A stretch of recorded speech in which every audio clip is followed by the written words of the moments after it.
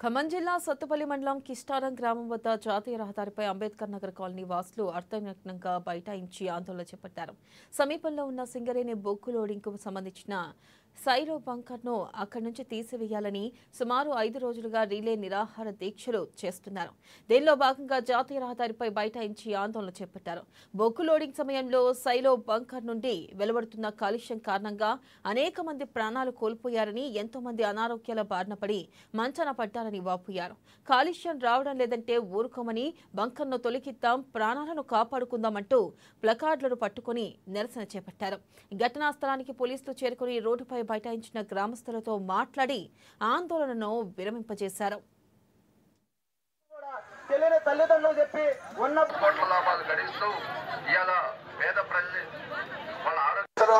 లేకపోతే ఈ వాతావరణ కాలుష్యాన్ని ఈ బంకర్ తీసేసి మన ప్రాణాలు కాపాడి మన